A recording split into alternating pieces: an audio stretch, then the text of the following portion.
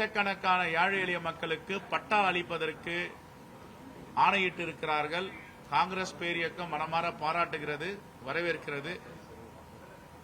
ஒரு மனிதனுக்கும் ஒரு பிடி மண் வேண்டும் என்று சொல்லுவார்கள். அந்த நிலையை தமிழ்நாடு அரசு எடுத்து தொடர்ந்து மனை பட்டா வழங்கும் நிகழ்ச்சியை செய்து வருகிறார்கள். இன்னும் தீவிரமாக செய்ய வேண்டும் என்ற வேண்டுகோளையும் வைக்கிறோம்.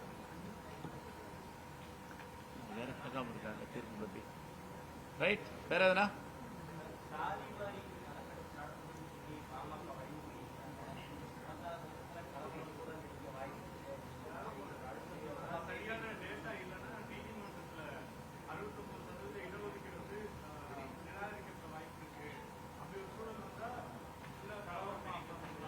சாதிவாரி கணக்கெடுப்பு நடத்தணும்ன்றது எந்த மாற்று கருத்தும் கிடையாது. எங்க தலைவர் ராகுல் காந்தி தொடர்ந்த நாடாளுமன்றத்தில் சாதிவாரி கணக்கெடுப்பு நடத்த வேண்டும் குரல் கொடுத்துட்டு இருக்காரு. அப்பதான் முழுமையான சமூக நீதி எல்லா சாதி மக்களுக்கும் சென்றடையும். அது மாற்று கருத்து கிடையாது. இன்னும் ஒரு படி போனா தெலுங்கானா, கர்நாடகா காங்கிரஸ் ஆளும் மாநிலங்களில் சாதிவாரி கணக்கெடுப்பை எடுத்து முடித்திருக்கிறார்கள். காஸ்ட் சென்சஸ் எடுக்க முடியாது, காஸ்ட் சர்வே எடுத்திருக்கிறார்கள். அதை தமிழ்நாடு அரசும் செய்ய வேண்டும். அது மாற்று கருத்து கிடையாது.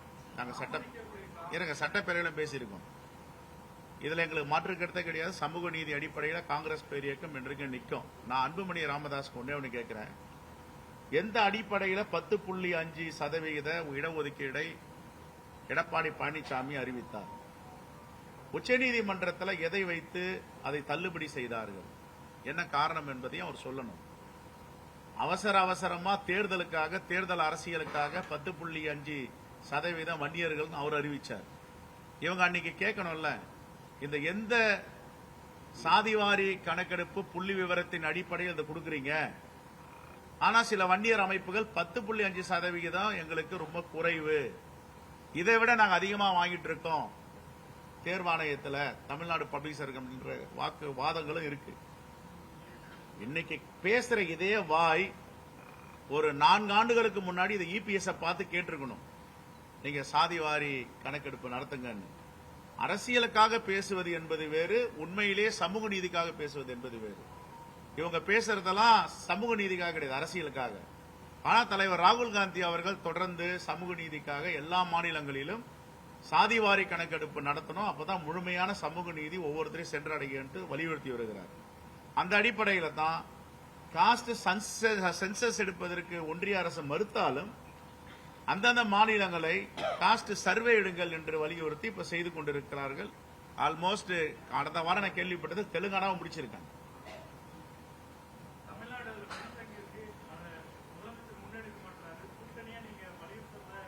இல்ல, நாங்க சட்டப்பேரவையிலேயே பேசி இருக்கோமே, எல்லா மாநிலங்களிலும் நடக்கிற மாதிரி இங்க செய்யணும்னு. ஆனா இது ஒன்றிய அரசு ஏன் காஸ்ட் சென்சஸ் எடுக்க மாட்டேன்றாங்க?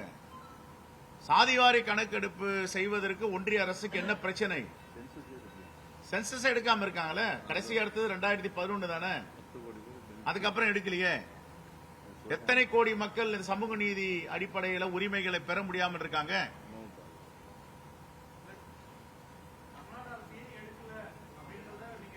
இல்லங்க, 2 விஷயம் தான். காஸ்ட் சென்சஸ் ஒன்றிய அரசு தான் எடுக்க முடியும், அதுல மாற்றுக்கிறது யாரும் கிடையாது. இப்ப பீகார்ல எடுத்தாங்க, சுப்ரீம் கோர்ட்ல ஸ்டேல இருக்கு, நீங்க யார் எடுக்கிறதுன்னு கேட்டாங்க. சென்சஸ் டிபார்ட்மெண்ட் யாருகிட்ட இருக்கு? ஒன்றிய அரசு கிட்ட இருக்கு. ஆனா இதையே மீறி தலைவர் ராகுல் காந்தி கேட்டுக்கொண்டதன் அடிப்படையில் காங்கிரஸ் ஆளும் மாநிலங்களில் காஸ்ட் சர்வே எடுத்து முடிச்சிருக்காங்க. ஆகையால தமிழ்நாடு அரசுக்கு எங்களுடைய வேண்டுகோள், காஸ்ட் சர்வே நமக்கு என்ன அரசியல் அதிகாரம் இருக்கிறதோ அந்த அடிப்படையில் எடுக்கும்.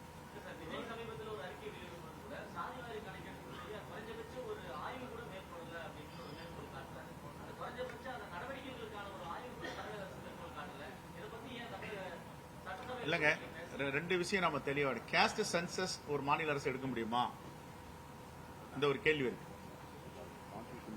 கான்ஸ்டிடியூஷன் படி யார் எடுக்க முடியும்? அரசியலமைப்பு சட்ட பிரகாரம் ஒன்றிய அரசு தான் எடுக்கணும். ஏன் ஒன்றிய அரசு எடுக்க மறுக்குது? இதைத்தான் ஒன்றிய அரசு சமூக நீதியை கொடுப்பதற்கு மறுக்கிறது. காங்கிரஸ் ஆளும் மாநிலங்களில் காஸ்ட் சர்வே எடுக்கன்னு எடுத்து முடிச்சிருக்காங்க. இப்ப கடந்த வாரம் தெலுங்கானால 70 கோடி ரூபாய் ஒதுக்கி முடிச்சிருக்காங்க. அது மாதிரி செய்யலாம். நான் என்ன கேட்கிற கேள்வி எல்லாம், பாஜக கூட்டணியில் இருக்க டாக்டர் அன்புமணி ராமதாஸ் ஏன் இதை வலியுறுத்த மாட்டேன்றாரு? சமூக நீதியை பத்தி பேசுவதற்கு பாஜக என்ன தகுதி இருக்குன்னு அவர் கேட்கணும்ல. ஒன்றிய அரசு கேட்காம மாநில அரசு கேட்கறதுல என்ன நியாயம் இருக்கு? இது மக்களை ஏமாத்துறது, அப்பட்டமா ஏமாத்துறது. பாட்டாளி மக்கள் கட்சியில் இருக்க வன்னியர்களுக்கு தெரியாதா? காஸ்ட் சென்சஸ் எடுக்கிறது யாரால முடியும்? அரசியலமைப்பு சட்டத்தில், இந்தியன் கான்ஸ்டிடியூஷன்ல காஸ்ட் சென்சஸ் எடுக்கிற அதிகாரமும் யாருக்கிட்ட இருக்குன்றது தெரியும். இது அன்புமணி ராமதாஸ் தெரியாதா? சாதிவாரி கணக்கெடுப்பு யார் நடத்தணும்? எதுங்க? இல்ல, அதான் சொல்ற, சென்சஸ் வேற, சர்வே வேற. இவர் என்ன சொல்றாரு? சாதிவாரி நீங்க கணக்கெடுப்பிடுங்க, ஏன் நீங்க எடுக்க கூடாது? அதுக்கான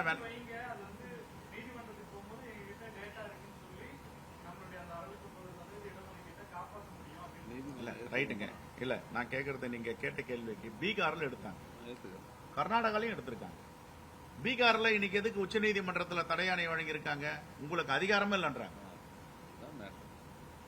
இந்தியன் கான்ஸ்டிடியூஷன் பிரகாரம் ஒரு மாநில அரசு சாதிவாரி கணக்கெடுப்பை எடுக்க முடியாது அப்படின்னு ஸ்டேல இருக்கு. எடுங்கன்னு சொல்றேன் சார், நாங்க எடுக்க வேணாம். நாங்க அதுல தானே ஊறி போயிருக்கோம். இப்ப கர்நாடகால எடுத்திருக்காங்க, ஆந்திரால, தெலுங்கானால எடுத்திருக்காங்க, எடுங்கன்னு சொல்றோம். நாங்க சட்டப்பேரவையிலே பேசியிருக்கோமே. சாதிவாரி கணக்கெடுப்பு நடத்த முடியாது, சாதிவாரியுடைய விவரங்களை சர்வே பண்ணலாம், எடுக்கலாம். ஆனா அந்த டாட்டா பேஸ் போதுமா நீதிமன்றத்துக்குன்றது இன்னொரு கேள்வி இருக்கு. இதுதான் பீகாருக்கு தான் இன்னொரு மாநிலத்துக்கும்.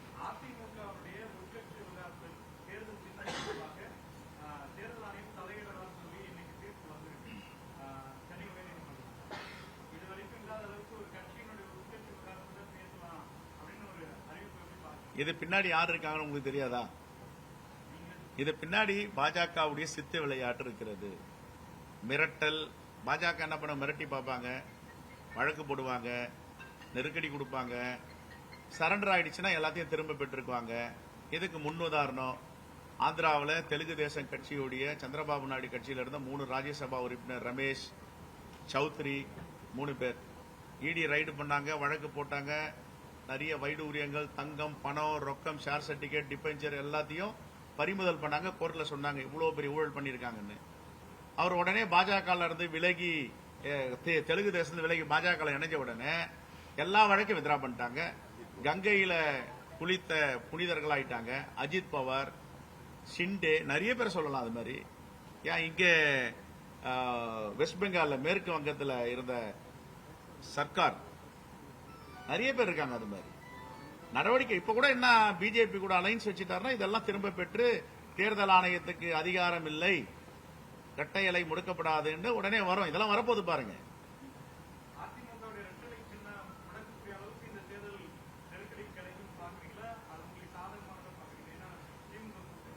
ஏங்க, இரட்டை இலை இருந்தாலும் இரட்டை இலைனாலும் இந்தியா கூட்டணி பெருவாரியான வாக்கு வித்தியாசத்தில் 200 தொகுதிக்கு மேல வெற்றி பெறாத மாற்றுக்கிறது கிடையாது. சமூக நல திட்டங்கள், மக்கள் பணிகள் தான் பேசப்படுது இந்த தேர்தலில்.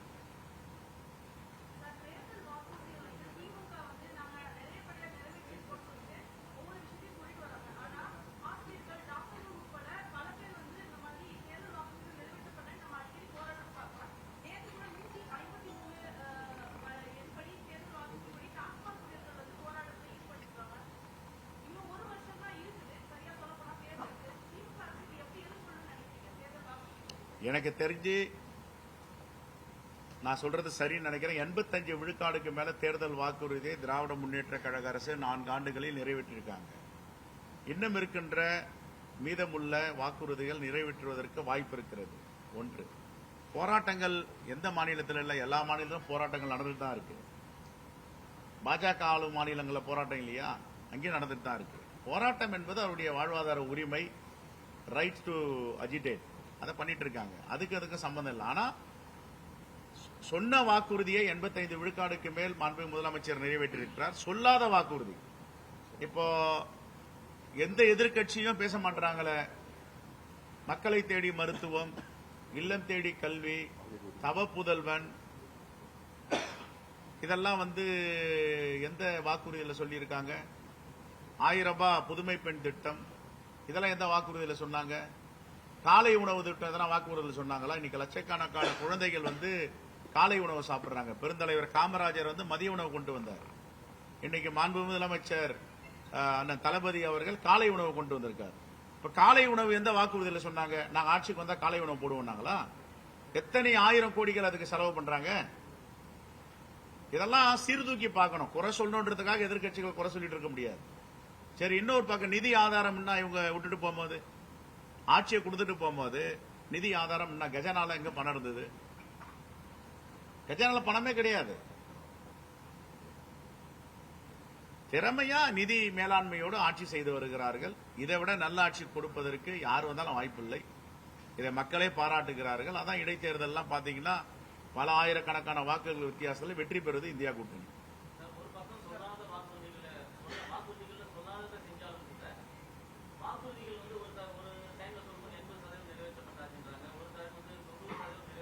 ஆமா, 80க்கு அடுத்து 90 தானே.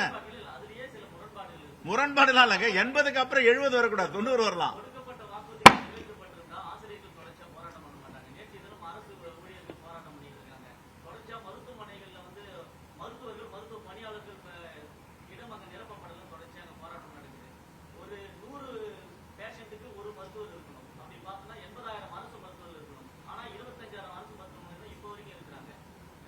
சமீபத்தில் கூட ஒரு குழந்தை இறந்து போது 10 நிமிஷத்துக்கு முன்னாடி வந்திருந்தா காப்பாற்றிடலாம்ன்றாங்க. அந்த 24 மருத்துவமனையில கேட்டு பூட்டி இருக்குன்றாங்க.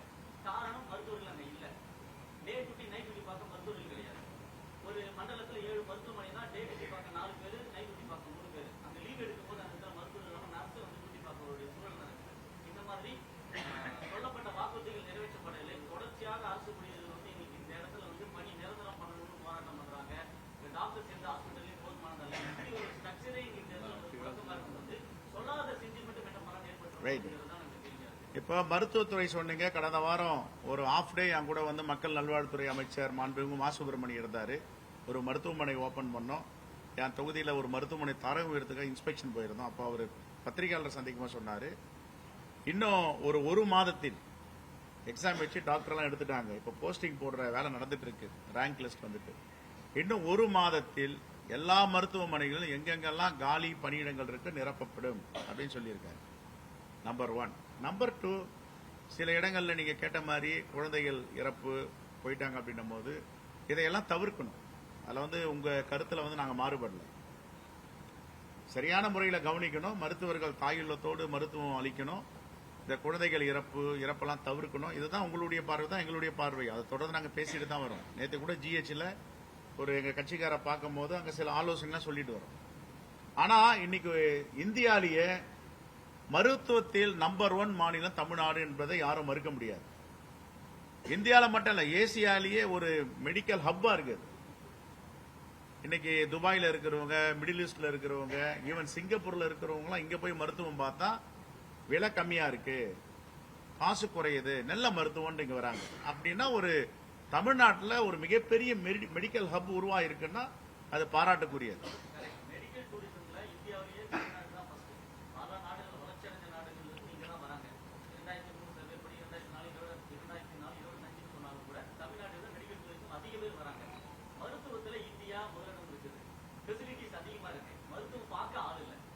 அதுதான் இப்ப 10,000 டாக்டருக்கு மேல வந்து இப்போ பணி அமர்த்த போறாங்கன்றத தகவல் வந்திருக்கு.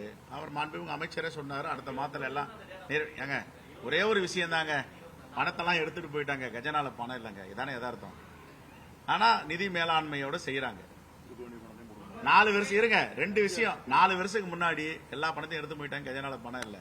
இவங்க 2021 ஆட்சி அமைக்கும் போது பணமே இல்லாம ஆட்சி அமைக்கிறாங்க. எந்த பணமே கிடையாது, கஜனா காலி. சம்பளம் கொடுக்க கூட பணம் இல்ல. வாங்கின லோனுக்கு வட்டி கட்டுறது கூட பணம் இல்லாம சிரமப்பட்டு இருக்காங்க. ஆனா திறமையா நிதி மேலாண்மையில ஆட்சி நடத்துறாங்க. போயிடுச்சு 4 ஆண்டுகளுக்கு முன்னாடியே எங்கெங்க பணம் போனோமோ கடந்த ஆட்சியாளர் எடுத்துட்டாங்க. நம்பர் 2, நம்முடைய வரி பணத்தை, நம்முடைய பங்களிப்பை வாங்கி கொண்டு ஒன்றிய அரசு ஏன் கொடுக்க மறுக்கிறாங்க? சமர்கா சிக்ஷால எவ்வளவு பணம் வரணும்? 2452 கோடி வரணும். ஏன் இது வரைக்கும் கொடுக்கல? என்ன மாற்றாந்தாய் மனப்பான்மை?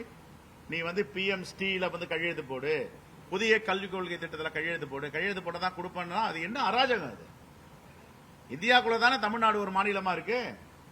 அப்ப எந்த நிதியும் கொடுக்க மாட்டாங்க. சென்னை, திருவள்ளூர், காஞ்சிபுரம், செங்கல்பட்டுல வரலாறு காணாத மழை வந்தாலும் வெள்ளக்காடானாலும் நிதி கொடுக்க மாட்டாங்க. தூத்துக்குடியே அழிஞ்சு போற நிலைமைக்கு போனாலும் நிதி கொடுக்க மாட்டாங்க. அப்ப எந்த நிதியும் கொடுக்க மாட்டாங்கன்னா தமிழ்நாடு வந்து இந்தியாவுடைய ஒரு அங்கம் தானே. பத்திரிகையாளர் நீங்க தான் கேட்கணும், எழுதணும். ஏன் தமிழ்நாட்டை புறக்கணிக்கிறீங்க? இன்னைக்கு இந்தியாவிலே 2வது மாநிலம் நிறைய வரி பணத்தை கொடுக்கறது ஒன்றிய அரசுக்கு ஜிஎஸ்டி கொடுக்கறது தமிழ்நாடு தான். நம்முடைய பங்களிப்பு நம்முடைய உரிமை கொடுக்க மறுக்கிறாங்கன்னா நீங்க தான் கேட்கணும். அது எப்படி ஒரு தமிழ்நாடு அரசு இயங்கும்? நான் நிதியே கல்விக்கு நிதி கொடுக்க மாட்டேன், நேச்சுரல் கலாமிட்டிக்கு நிதி கொடுக்க மாட்டேன், எந்த நிதியும் கொடுக்க மாட்டேன். ஏற்கனவே உள்ள நிதியெல்லாம் வேற மாநிலங்களுக்கு உத்தரப்பிரதேஷ், பீகார், ஆந்திராவுக்கு பிரிச்சு கொடுத்துருவேன். குஜராத்துக்கு நிறைய நிதி கொடுப்பேன்னா எப்படி? அது அராஜகம் நடக்குதுங்க. அது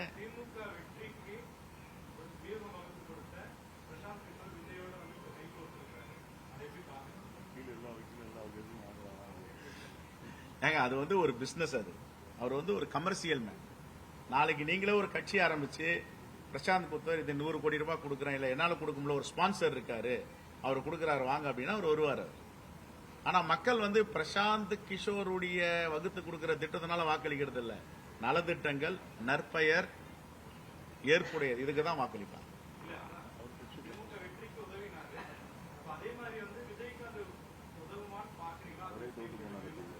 இன்னும் நிறைய இல்ல இன்னும்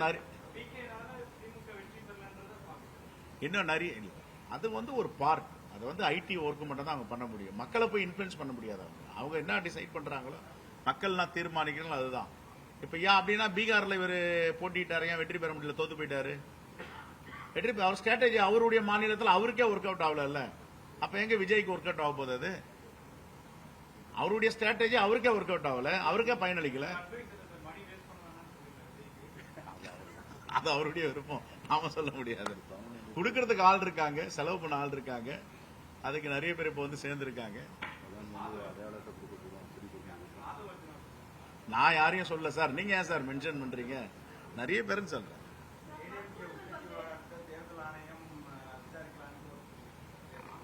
சொல்லிட்டேன் ஏற்கனவே. பாஜகவின் சித்து விளையாட்டு இன்னும் என்ன நடக்க போது பாருங்க.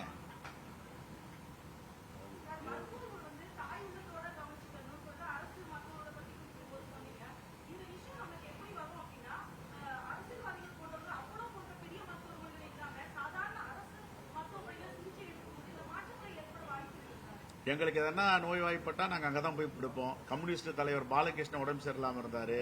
ஐயா நல்லக்கண்ணு RNK தொடர்ந்து அங்கதான் போய், எங்க தலைவர் காங்கிரஸ் தலைவர் குமரி அனந்தன் அங்கதான் போயிட்டு மருத்துவம் பாக்குறாரு. நாங்கெல்லாம் அங்கதானே மருத்துவம் பாக்குறோம். நேற்று கூட போயிட்டு வந்தோம்.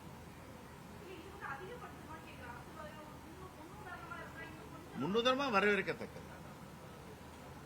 வருகின்ற 15ஆம் தேதி இதோடைய அடையாள அட்டை QR கோடோட கிராம கமிட்டிக்கு வெரிபிகேஷன் நடந்துட்டு இருக்கு. வெரிபிகேஷன் நடந்து பிரிண்டிங் போயிட்டு இருக்கு. ஸ்ரீபெரும்புதூர்ல தொடங்கி சென்னையில கொடுக்கிறோம். 16ஆம் தேதி திருநெல்வேலியில கொடுக்கிறோம். சென்னை, காஞ்சிபுரம் மாவட்டம், செங்கல்பட்டு மாவட்டத்தில் இந்த அடையாள அட்டை கொடுக்கின்ற நிகழ்ச்சி இருக்கிறது. அன்றைய மறுநாள் திருநெல்வேலியில கொடுக்கிறோம். நாங்க எல்லாரும் சேர்ந்து ஒரு கூட்டறிக்கை இந்தியா கூட்டணி சார்பாக கொடுத்திருக்கோம். மத நல்லிணக்கத்தை வலியுறுத்தி.